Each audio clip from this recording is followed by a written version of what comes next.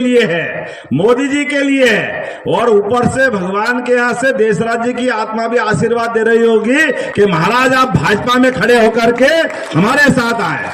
और पूरा देश दुनिया जानता कि अब की बार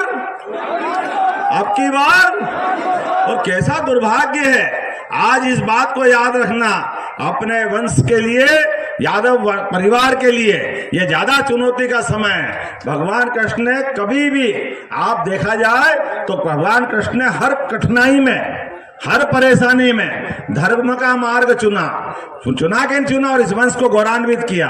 हमारा मार्ग धर्म का मार्ग है। शिशुपाल भले ही उनकी बुआ का लड़के थे, लेकिन गलत मार्ग पे गए, गलत भाषा का उपयोग करते गए, तो आखिरी में बुआ से कहा था, बुआ इसके भाग्य में मेरे से ही शहीद होना लिखा है।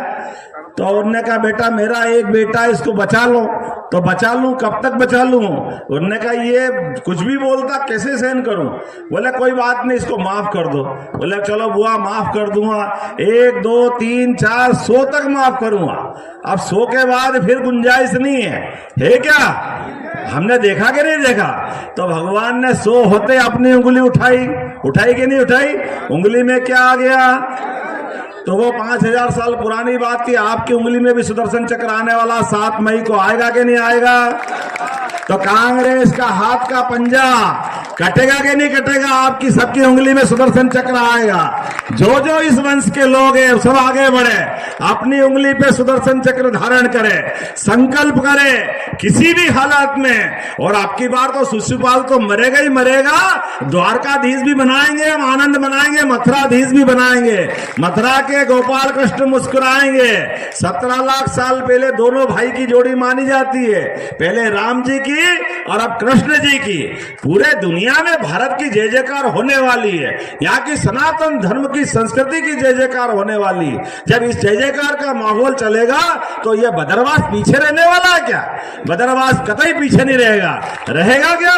तो आओ हम सब संकल्प करें, किसी भी हालत में कोई भी आ जाए, कुछ भी आ जाए, मैंने आपको सारी कहानी बता दी है। हम सब धर्म मार्ग पे चलने वाले यदुवंशी है। निश्चित रूप से आप बताओ, ये भाजपा है, भाजपा के लिए धन्यवाद अदा करें। पहली बार आपके वंश वालों को मुख्यमंत्री का मौका मिला कि नहीं मिला? आज तक कभी किसी पार्टी ने दिया क्या? कभी नहीं दिया। ऐसे में मेरी इज्जत का भी सवाल है, आपकी इज्जत का भी सवाल है, गोपाल कृष्ण की, भगवान की मंदिर की दरकार का भी सवाल है। हम सब मिलकर के निश्चित रूप से संकल्प करें, ऐतिहासिक दिन बनाएंगे 7 मई का। इतना सुदर्शन चक्र चलेगा, ऐसा चलेगा, मशीन फट के कमल के फूल गिरेंगे बाहर। गिरेंगे कि नहीं गिरेंगे? तो आओ सब खड़े हो जाओ अपने स्थान पर, बांध लो मुट्ठी और हम सब संकल्प करो, अपना भी, अपने परिवार का भी। आंधी आए, तूफान आए, शादी ब्याह में जाना हो, कुछ भी करना हो, लेकिन अपने को हरेक का वोट देना। बोलो सब तैयार है? कोई इसमें बचेगा तो नहीं? तो बोला गोपाल कृष्ण भगवान की, प्रभु रामचंद्र जी महाराज की।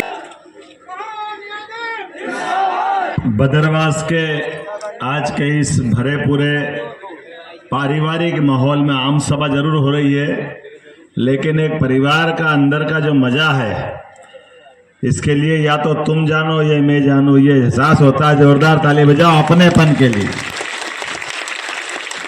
इतना अच्छा लगता है।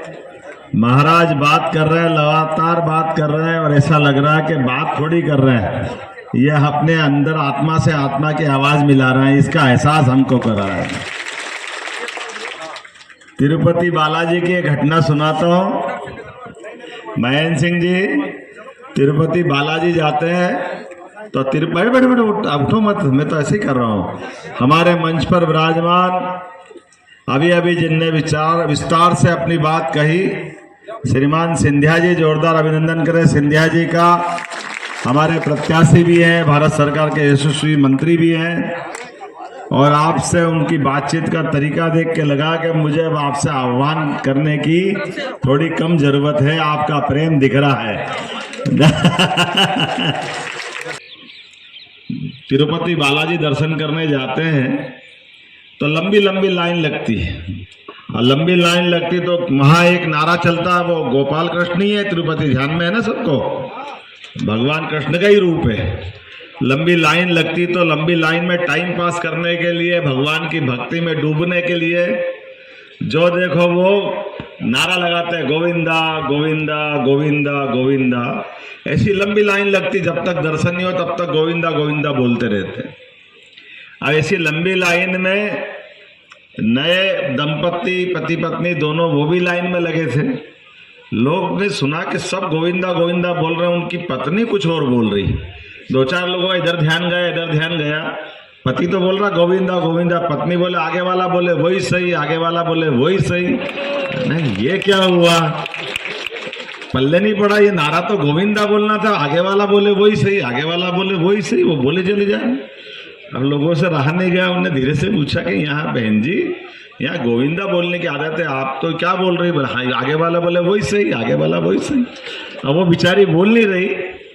इस संकट में उसके पति को दया आई। उन्होंने कहा भैया ये सही बोल रही है। उन्होंने कहा सही क्यों बोल रही? बोले हम गांव से आते और हमारी परंपरा है कि पत्नी पति का नाम नहीं लेती। मेरा नाम गोविंदा भी ले कैसे नाम इसका? ये आगे वाला बोले वही सही, आगे वाला बोले वही सही। अब मेरी भी मुश्किल है कि इतनी भाजपा की तारीफ हो गई, मैं ही बोलूंगा आगे वाला बोले वही सही, आगे वाला बोले वही सही। अब मेरे को क्या बोलना है? जितनी तारीफ हो गई, जितने प्रकार से बात आ गई, अब मेरे पास कोई बचा नहीं है। जितना प्रेम आपने जनता से पाया है, जो जो बोया है हमारे पास, हम तो किसान परिवार से आते हैं और किसान परिवार परमात्मा की दया से भगवान में विश्वास करता है और भगवान में विश्वास करता है वो सीधा राम और कृष्ण से जुड़ता है। बोला भगवान राम कृष्ण भगवान की ऊपर से नीचे की ये रिदम बनती है। और इसलिए दुनिया को भले ही समझ में नहीं आए, लेकिन हमारे यहाँ हर एक किसी को समझ में आता है।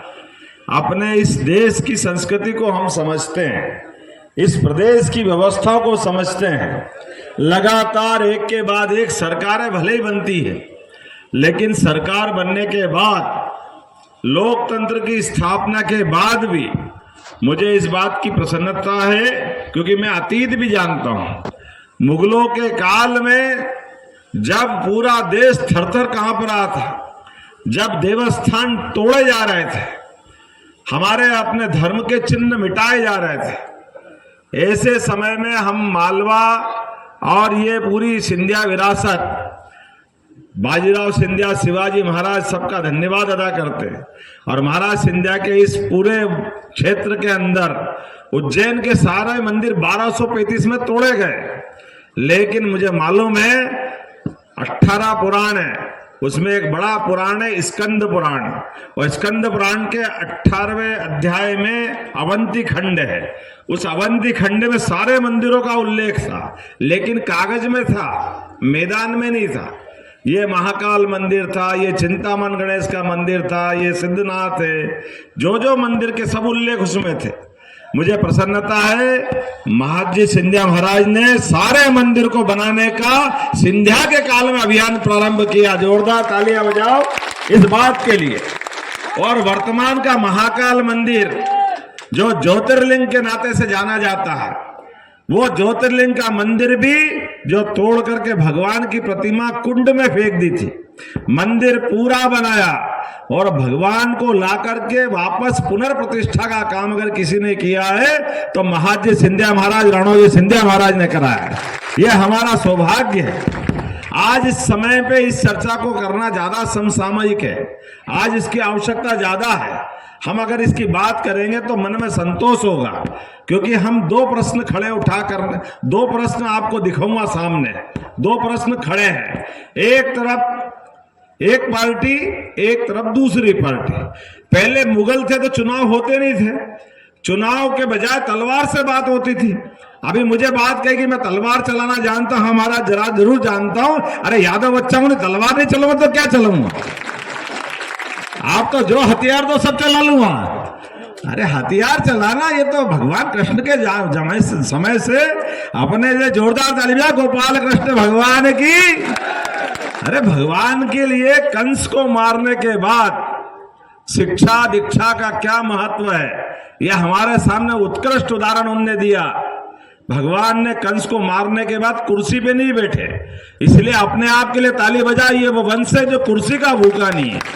ये हमारे समाज की परंपरा है, जो शिक्षा दीक्षा की महत्ता समझता है। और शिक्षा दीक्षा की महत्ता में हमारे उस तत्कालीन समाज ने कहा